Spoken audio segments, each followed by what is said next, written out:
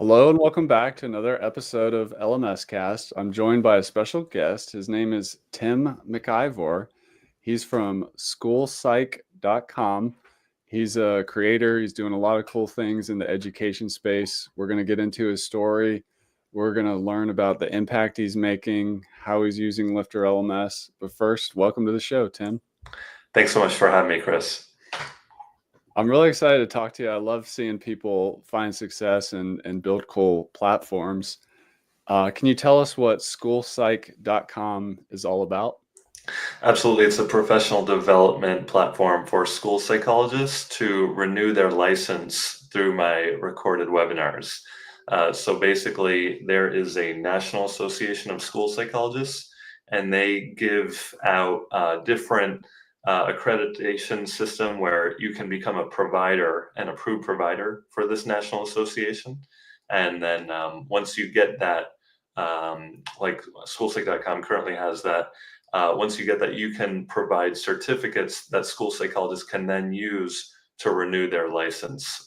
So it's all built around this system of school psychologists needing these certificates in order to renew their license. Is the license something they have to renew every year or like every 3 Every years? 3 How does it work? years. And they Every need 3 years? 75 hours of professional development. Wow, that's awesome. And is this, Yeah. I don't know the industry really well. Is this like all public school psychologists need this, or how does that work? So pretty much all public school psychologists need this if they are considered a nationally certified school psychologist. And school psychologists are very motivated to be nationally certified school psychologists because it's an important credential to have for getting good jobs. And then on top of that, you usually get a stipend for having that nationally certified credential. It's not technically necessary to work in public schools. It can just, there's a lot of benefits to having it, getting better jobs, getting stipends. Very cool. And just to better understand the industry, correct me if I'm wrong, but not every public school has a school psychologist. Like where do they operate, or do they? Does every school have a school Yeah, psychologist? it's something we get a lot because we kind of go on behind the scenes. So although not every school has a full-time, 5 days a week school psychologist, for every single public school in the United States, there is a school psychologist assigned to that school. For me personally, for the past 10 years, I've worked at 3 schools. And so it's always been 2 days at one school, 2 days at another school, and 1 day at the last school. So yeah, we're kind of behind the scenes. As students, they might not know who I am unless they work directly with me. And so they might feel like they don't have a school psychologist or they don't have this because we are typically assigned to multiple schools. That's awesome. And just to better understand what school psychologists do, like what are some of the most common psychological issues that the industry helps with in the United States? So basically, we're not the school counselors who are doing all like the counseling and all the scheduling and all the help with the school college applications. We're doing the special education evaluations. We're doing all the testing. We're writing up reports and determining if students qualify for services. So our job is very rewarding in that sense, in that we are directly able to work with students who are referred to us, test them on these different tests that we've been trained on, and determine whether they qualify for additional services under different special education categories that they might qualify under, such as a learning disability, autism. There's ADHD, it counts under the other health impairment category. And then, of course, we do more than this job, but as far as the primary role, I would say is the special education testing. But of course, we do a lot of consultation with teachers, crisis prevention, data analysis, and so on and so forth. Awesome. Well, tell us your story, because it sounds like you were a school psychologist, but you decided to get into the the education side to meet the need of continuing education. How did you make that turn, or what inspired you to get involved in education for certification and all that? Yeah, it started in graduate school where I was kind of asking around how do you get the best jobs in school psychology? And one of the head people of the Boston Public Schools told me that if you volunteer in a professional development association, and she was referring to the Massachusetts School Psychologists Association specifically, you would be able to network very well. That would be one of the best ways to be able to get a good job. And she was absolutely right. People were able to pull strings for me to get jobs that were in demand. But that actually ended up being only one benefit. The other benefit is I got to learn how a professional development association works in school psychology.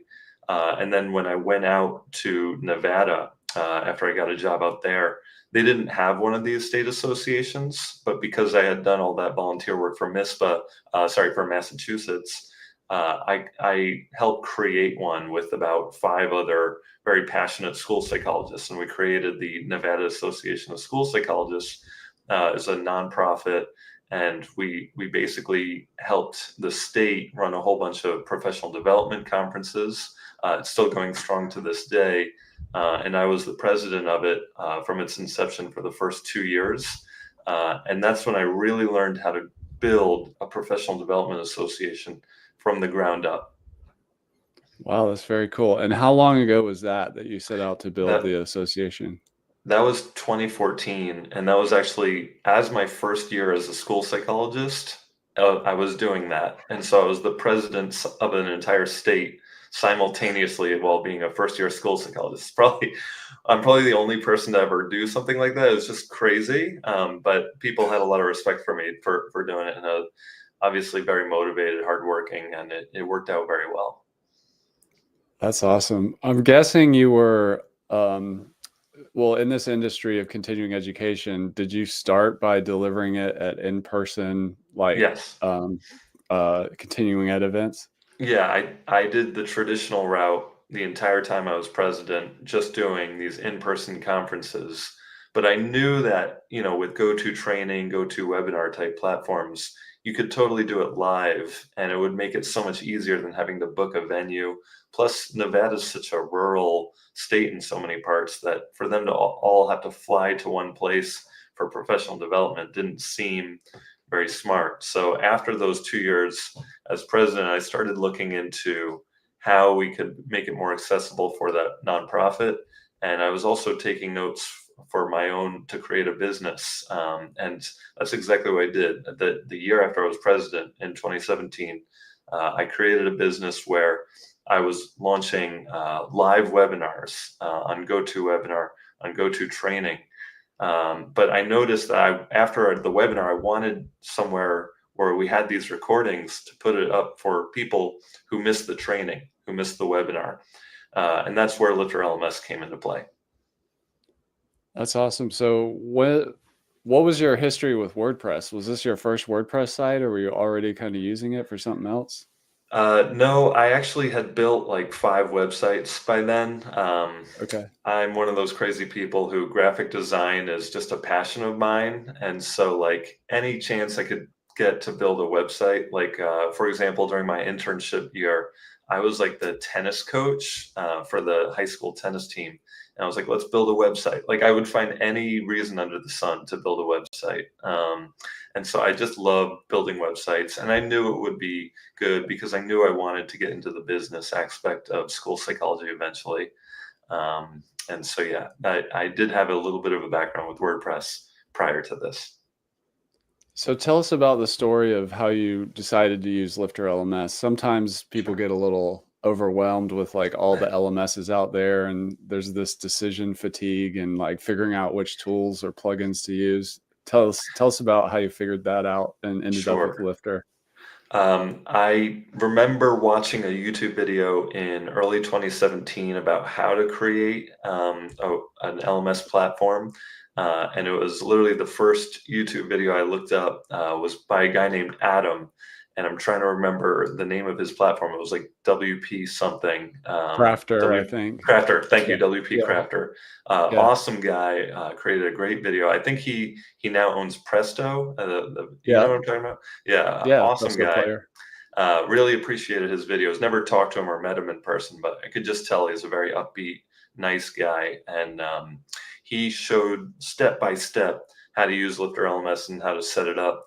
And I was sold. I didn't actually have to look at any other platform. I did later, just because somebody else who I collaborated with, who wasn't good with technical skills, wanted a platform, and I helped her find Rizuku and Kajabi and things like that. But Yeah. for me, I felt very strongly that right from the get-go that LifterLMS checked all the boxes, and there were a lot of boxes to check because the National Association, in order to be an approved provider and give these certificates for school psychologists to renew their licensure, you had to have quizzes, you had to have evaluation feedback, you had to have generated certificates. The lessons had to be structured in such a way, and everything that they required, LifterLMS had. And so I never ended up looking elsewhere. I've been kind of a loyal LifterLMS customer since 2017. Okay. Oh, Yeah. awesome. You've been around that long. That's Yeah. cool. Very cool. Well, you mentioned a lot of the things like quizzes and certificates. What other features do you like most about Lifter or use the most? Yeah, absolutely. I really like, just starting off the bat, the user friendly nature of the platform. I love how in the dashboard it just permanently stores your certificates. I can tell you that school psychologists, yes, they're interested in professional development, but ultimately they're most interested in just making sure they get those certificates and that they can find them 3 years down the road when they are looking to renew their license.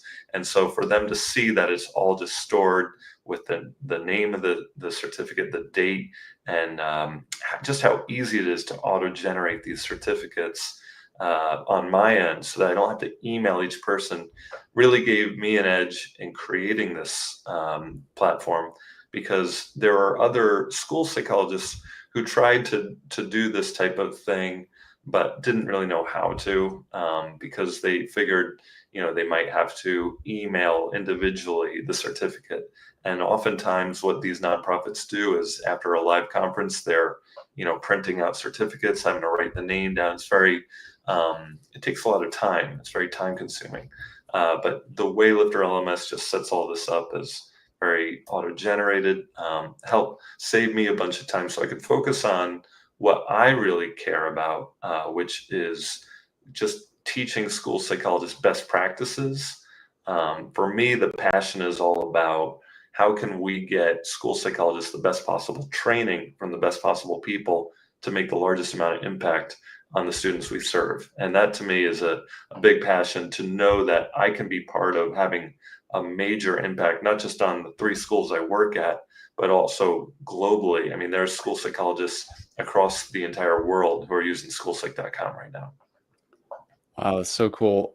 How do you handle the situation where, like, if you're kind of used to like a webinar or a filmed event where it's sort of like one presentation, it's not necessarily a course with multiple lessons. Are you creating like a sort of a mini course that just has like Yeah. one lesson per course? Yeah, it's a Is that what it is? 1-hour webinar, followed by Yeah. a quiz, followed by an evaluation feedback. And you'll see that all of my webinars are set up the same way. It's like 3 lessons, and second lesson's quiz, third lesson's evaluation feedback. But yeah, it really is just that one first lesson. That's the webinar. That's the content. I've never had to use multiple lessons. There are some features on LifterLMS I know that would be helpful for like university professors, but for me, it's just kind of simplified in that sense. Do you do all the website stuff yourself, or does somebody help you with it? Yeah, there were very few times where I've had to go on, what's that website called, like CodePress or something like that. Codable? Yeah, Codable, where you ask the software engineer to help you fix something, but it was never related to LifterLMS. It was related to like security and things like that, making sure my website is secure from hackers. I was having an issue with that for a bit.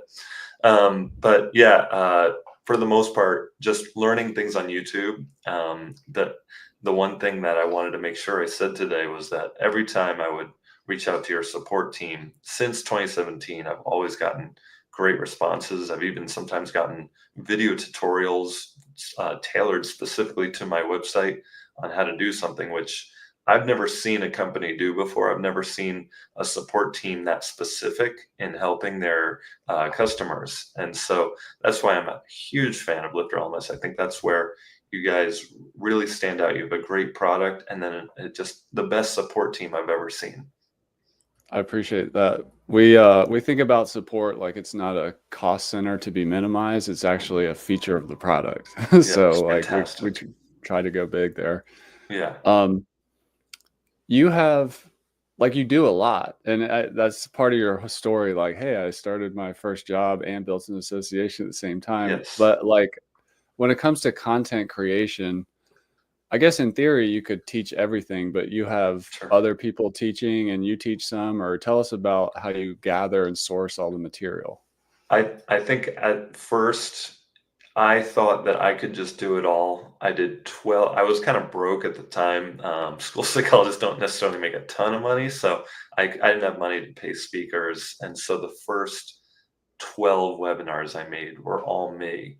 And then I noticed that once I started reaching out to guest speakers, there was a lot more interest in the website because I specialized in technology and school psychology. And one person, I'll never forget how they explained this to me. That's like almost eating your vegetables. Like it's good for you, school psychologists should be learning about technology and school psychology, but in reality, they want kind of like the meat and potatoes. They want the behavior interventions. They want all these topics that are highly in demand that I couldn't necessarily be the expert and give them.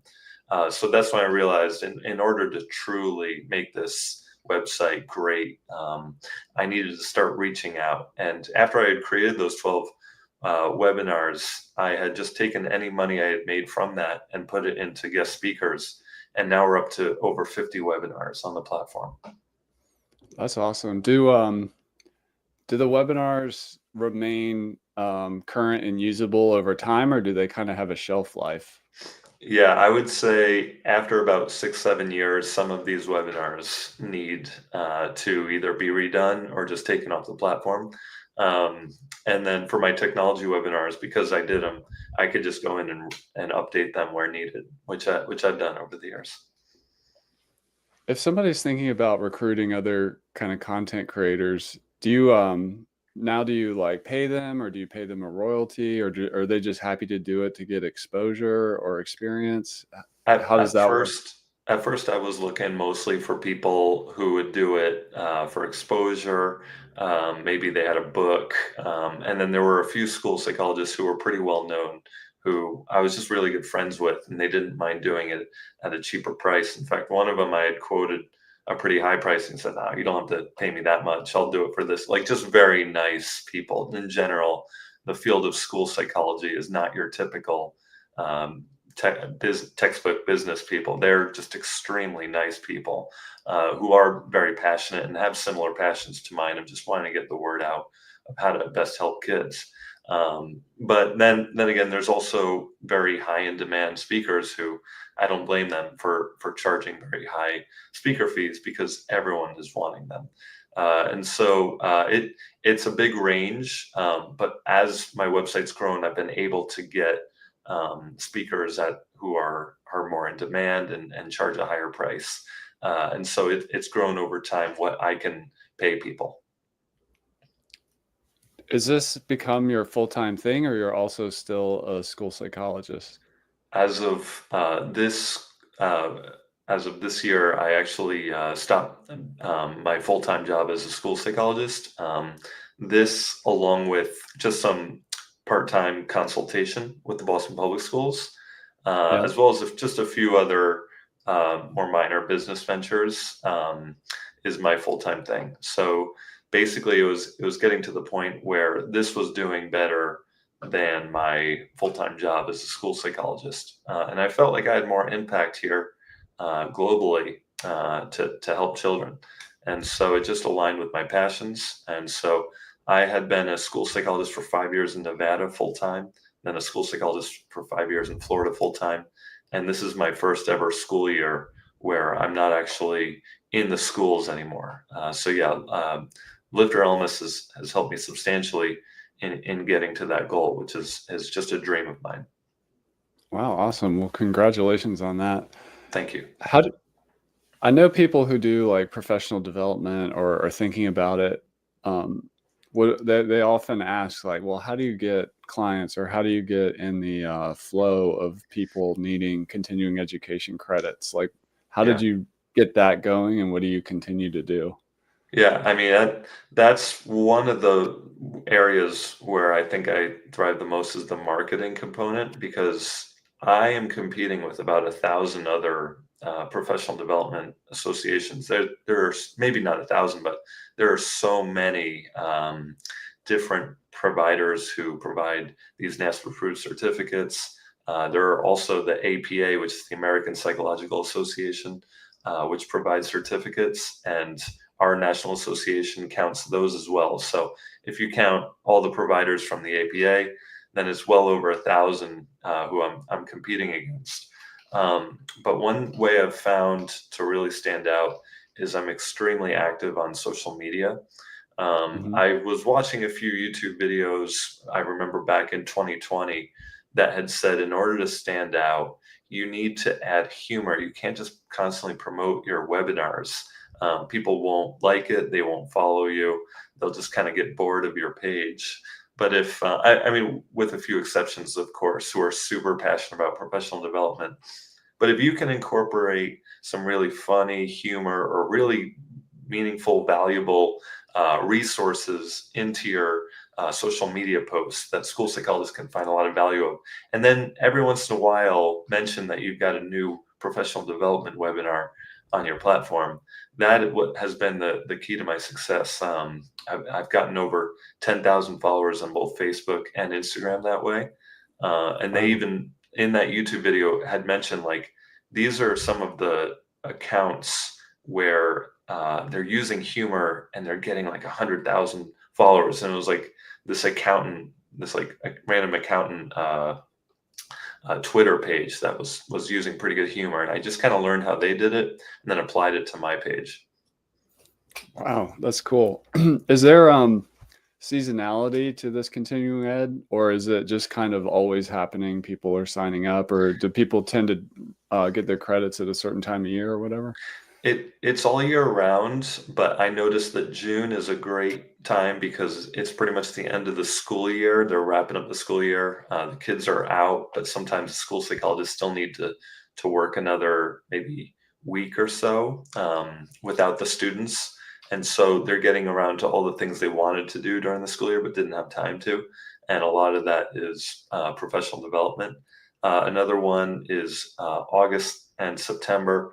At the very beginning of the school year, school psychologists don't necessarily have the busiest schedules yet because usually the teachers are still getting to know their students before referring them to the school psychologist. And there's usually a honeymoon too, where the students are maybe behaving much better than they typically do throughout the school year. Cool. What's the business model? Are you doing like just a la carte individual course sales, or So what's the that pricing and was all that?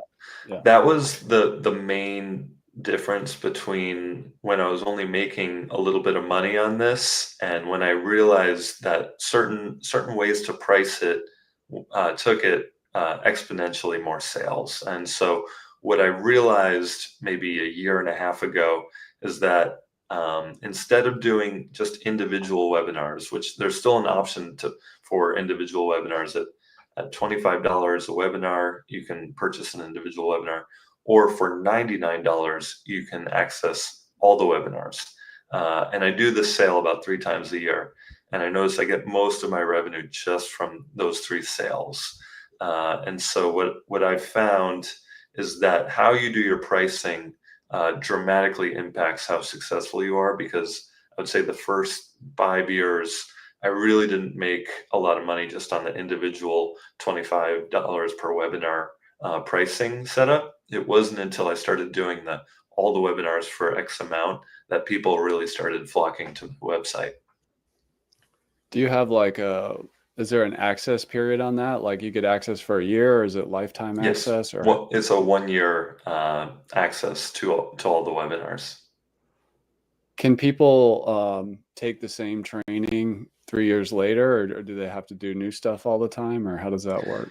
Sometimes they do, and then I'll have to go into the certificate and manually edit it. So I want to give LifterLMS some credit because I know you guys started out where the certificate page was kind of very rigid, and by now it's just so flexible. One of the best things you guys did was create such a versatile certificate setup, because that actually has been extremely helpful. The certificates are probably the most important after the content of the webinar itself. The certificates are the most important component to my website.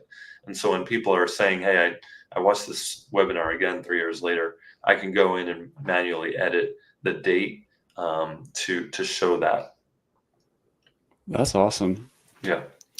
Do you have any like metrics you can share, like to get a sense of impact, like how many Yeah, sure. students, or just anything you can Over share? 5,000 individual users. So over 5,000 school psychologists. And keep in mind, this is a very niche, small field. This is not like school counselors where there's 150,000 of them.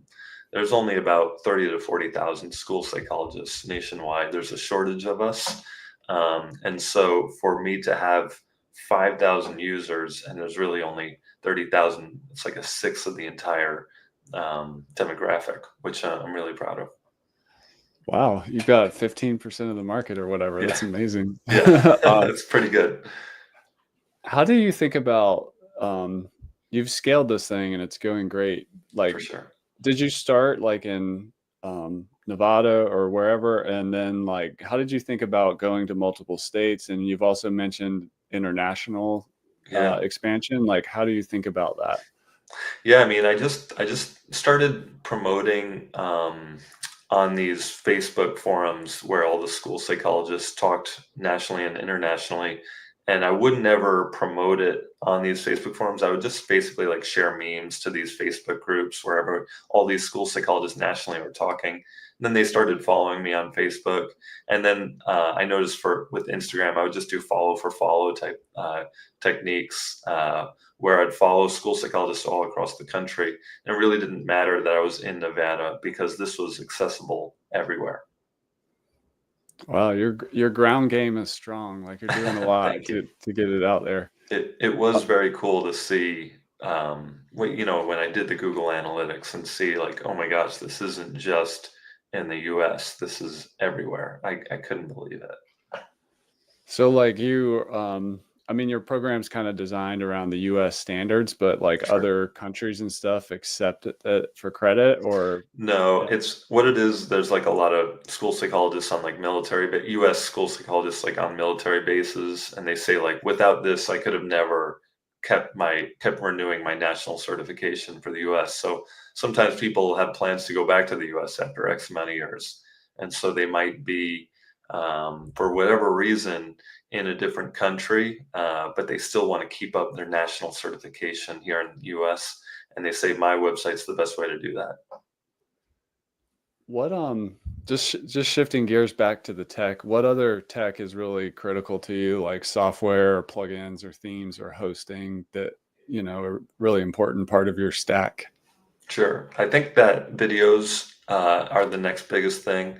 And I really, because there are school psychologists who are deaf and hard of hearing, and because we are so focused on helping and accommodating students with disabilities, it would be very hypocritical if I wasn't accommodating school psychologists with disabilities, such as those who are deaf and hard of hearing. So closed captions is a must for all of my webinars, and there are closed captions on there. And then on top of that, features that I would love to have is with the advanced LifterLMS videos. I've looked into it, and I've actually bought it twice, and then realized that there was a certain feature that is making it less versatile. So basically, when you're watching the video and then you click out of the screen to, for example, click on a different window, or maybe you're clicking on the PowerPoint slides, the video stops, and I've never really wanted that to happen. I want it to kind of flow. For some of my technology webinars, I say we're gonna learn Excel in real time so that you can start to crunch the numbers. But if they're clicking on Excel and then the video immediately stops, or if they're clicking on Google Sheets or Google Forms, all these different technology platforms, it kind of defeats the purpose. So one of the things I had wanted to mention in the LifterLMS Advanced videos feedback is that I love a lot of the different features. I just wish there was a way to toggle off the when you click on a different screen, the video immediately stops, because I think it actually loses a little bit of user friendliness that way. I understand the purpose. We want to make sure people watch it from start to finish. But I also think that if people don't want to watch something, they'll find a way. They'll just be on their phones with the thing on silent. You know what I mean? Like, ultimately, we want to give users some flexibility if there is a PowerPoint slides on another tab to look at it while they're listening to the video. And so I've actually bought the advanced videos and then realized it wasn't for me because of that feature. And you know how you can vote for something to be updated? I put in a vote and I don't think it did very well, but I voted to just give it a little toggle on and off. That way we can choose whether we want it to be that way or not. I'll have to look closely at that. I thought we had that was like an option to turn on or off, Yes, but if it's that's not. okay, that's good Yeah, feedback. because I would love, right now my users, when they go to my webinars, I have to tell them in the notes, like, note where you left off, because it can't remember where you left off. And I know Advanced Videos plugin, it'll remember where you left off, which is why I really want that plugin. But because of the other component of the plugin, I haven't been able to use it. All right. Yeah, that's really good. That's totally sensible. That makes a lot of sense. Cool. And Thanks. you asking for that live here definitely helps. Yeah, So, yeah, maybe other people will see this and vote for it. That would be yeah. great. But yeah, What go are ahead. you using for video hosting? Vimeo. Yeah, that's the Yeah, standard. That's great. I know that Adam is big on from WP Crafter is big on bunny.net, and so I had kind of made it on my to-do list to check that out. Maybe it's a cheaper option. Vimeo just raised their prices on us. So who knows, maybe bunny.net is kind of the future. And so that's one of the things on my to-do list is maybe transferring it over to bunny.net. All right. Any other like essential tech? Like what do you put your email list on, or any other plugins you love and stuff like that? So I do love how with the LifterLMS reporting, I can just download everything to Excel and then upload it to Brevo, a email marketing. One of the things that I also wanted to kind of give some feedback on was like the memberships. Sometimes people don't want the subscription of basically having to have it auto renew every time. But let's say those same people, they purchase a 1-year subscription to all the webinars on SchoolPsych.com, and then right before that membership is over, they repurchase a membership for another year. They renew without it. What am I trying to say? Without their first membership expiring yet. It doesn't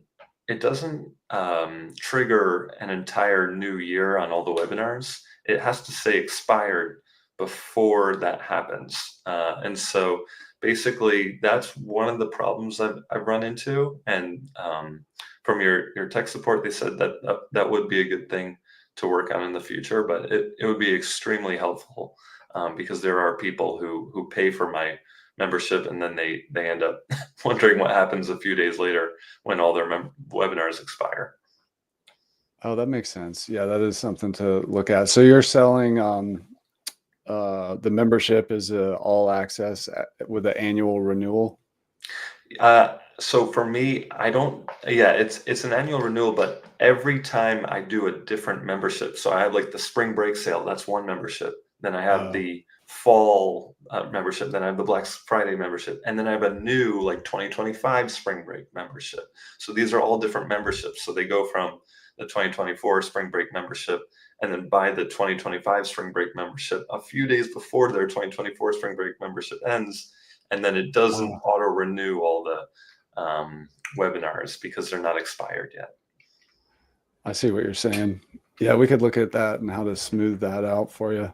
Yeah, I think anytime somebody just buys something, it should immediately kind of auto update the enrollment to the new, like, okay, this is when the year starts because they just bought it, even if they bought it while they were still enrolled in it. Yeah, that's good feedback. Did you say you were manually adding people to Brevo? Yeah, you can do that. I was just wondering if have you heard of WP Fusion? No, I haven't. I'm gonna check right now, but WP Fusion just excuse me, automates passing contacts from LifterLMS to the CRMs. Oh, cool. And I'm wondering if Brevo is on their list. Yeah, let me check out WP Fusion. I chose Brevo just because it's cheaper. But I know it's maybe not one of the most well-known of the email marketing platforms. Well, WP Fusion integrates with like 50 or so. It's probably on there then. Yeah, they do have Brevo integration, so that's awesome. Well, thank you for letting me know. That makes it a lot easier. And they probably have a Black Friday sale coming up. So, yeah, that's true. And I give you guys a lot of credit that the 60% off, sometimes the crazy Black Friday sales that you guys do is just always love those. Always look forward to those.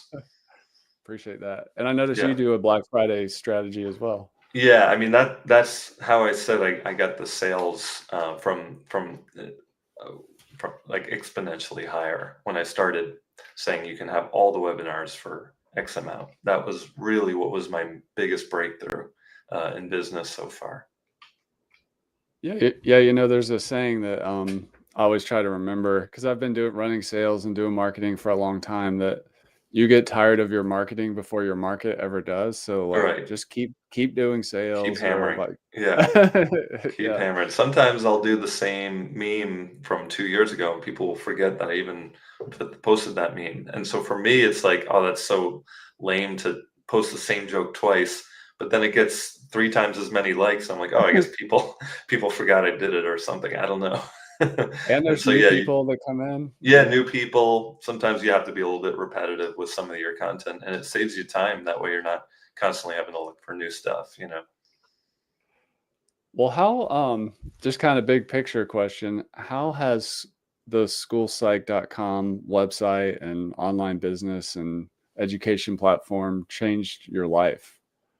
Yeah, I mean that's been the biggest component is that with my day job that I had for 10 years, it was just such a grind having to do basically an 8 to 5 every Monday through Friday and then go home and work on these passion projects at nights and weekends.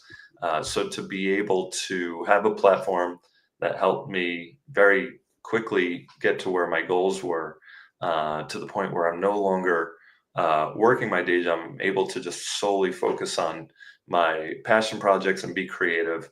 I honestly have never felt happier in my entire life, and I never knew that this could ever happen. Like I would say 5 years ago, I wasn't making that much money, so I never saw the true potential of it. Ironically, it wasn't until COVID that people started really going from these live conferences to recorded webinars, and that's when it started to take off. Yeah, that's fantastic. What was the timeline from, let's say, when you got your WordPress site set up and you chose Lifter to that moment where you kind of, it was really working and, you were able to, like, how many years are we talking about there? We're talking about like 6 years where I realized, okay, I can actually quit my job because this is making more money than my regular job. And then I, just to be on the safe side, did 1 more year. Yeah. in the schools. And that was my hardest year because by that point, my website truly was extremely time consuming. Like there's a lot of people messaging me wanting to, you know, either collaborate with webinars or this or that. It was growing. And so it's to the point where I really needed to be able to work on this full time. So 7 years. Nice. And you're Yeah. definitely no stranger to hard work, it sounds like. Oh, And and is it, besides like having outside content creators that are doing webinar content, is it just you, or do you have any team members or? so I do have team members, but they're not necessary. I'm like pretty much the main guy who runs this thing, but I feel like it's always important to get second opinions on things. And so I've set it up in a way where there are certain school psychologists who have volunteered to help me out. They're friends of mine, and I'll go to them for either advice or just a variety of different tasks that are very are not very time consuming, but are very helpful to me to get second opinions. And I'll make sure that they get all the webinars for free all the time for helping volunteer. And what motivates you, like, to do a side project and, just keep working on it, grinding for 6, 7 years? And I know it was like growing over time, but what kept you motivated to do all that? A big foundation of that was my passion for making sure school psychologists knew the correct best practices. And I'll give you a story, which is that in the 90s, there were these reading wars. And it's like, how do we teach kids to read? There was one theory which focused on phonics, and one theory that just basically focused on whole words and context clues. And these two groups were basically constantly fighting over school district money because one had a curriculum for whole word, one had a curriculum for phonics. And in the 90s, they did all this research saying it's phonics. Phonics is much better than whole word reading. But in the 2000s, because whole word reading had such good marketing and they had so much money behind it, and it was a lot more books, so they could make a lot more money. So big corporations were very interested. Whole word reading won out in the 2000s, and a lot of children were taught to read using whole word reading, which was not the best way. Now, there are going to be kids who basically learned it and made the best of it, which is fine. But the kids who had learning disabilities needed phonics, meaning that we weren't getting at all students with this method. And as a result, a lot of kids had fallen behind. And so that was just one story that we learned about in graduate school of how important it is to know the best practices in order to give the best recommendations. And by now in 2024, a lot of those companies that teach whole word reading are going broke because finally the word is getting out that phonics is the sole way. You can't just teach kids to read based on context clues and having them guess what the word might mean. And so basically taking that one story and applying it to all different areas of school psychology. We need to teach school psychologists to recommend great interventions to teachers, great recommendations to parents of what to do at home. School psychologists are involved with so many different areas of the school that if they're very knowledgeable, they can equip so many other educators and just have an amazing impact on the children we work with. That's awesome. That's definitely something I've seen with people who stay the course and, find success making money is nice, but like there's got to be that passion and sense of there's got to be a why, because the amount of weekends in my late 20s, early 30s, and the amount of nights that I could have been out doing really fun hobbies or this or that, you have to have a why when it gets tough. And I've always had that really strong why. Tim, I want to thank you for coming on the show and sharing your story. And I'm really proud of you. And it's really inspiring to see what you've done and the impact you're making in the world and what it's done for your life and stuff like that. So keep up the great work. Thanks for being a shining example. Oh, absolutely. Anytime. Always happy to be on this podcast. And if you want me on in a future episode, I'd be more than happy to. Honestly, I was so honored to be on this. Great. We'll have to do it again in like Cool. another couple years and Yeah, see we can get an what we've update. done. Where am I in a few years? I would love that. Awesome. Thank you so much, Tim. Absolutely. Take care, Chris.